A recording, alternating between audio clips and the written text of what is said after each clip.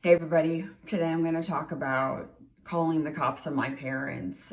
So when I couldn't get a hold of pain pills and before I started drinking, I would take any kind of benzo. So Xanax, lorazepam, you name it. If I could get my hands on it, I would take it. Often I would have more than one pill, and one pill I tried and it would do nothing for me. So I would take 3 or 4 pills and it would ultimately end up where I was blacked out. And I'll show a picture right now when it comes to I was completely blacked out on Xanax and I was out with friends and got a picture taken, and I have no memories of this night whatsoever.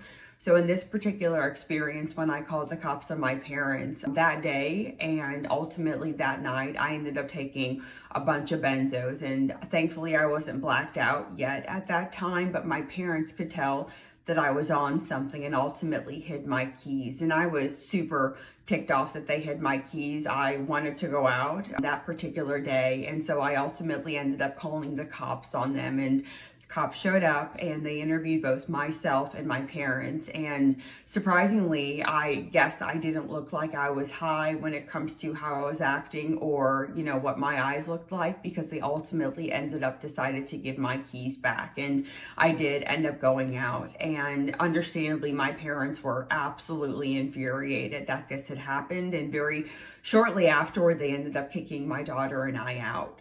I was homeless for approximately 2 weeks, and I have a dear friend who let me come crash with my daughter and I at her house, and thankfully I had a place to stay and I had shelter for my child. But that was a really tough experience, and thinking about where my disease brought me to. After about 2 weeks, my parents ended up letting me back in the house. I honestly don't know why they did, but I am still blown away that the cops ultimately made my parents give back my keys. And my disease was so bad that the next best action for me on that particular day was getting law enforcement involved. So thanks for listening.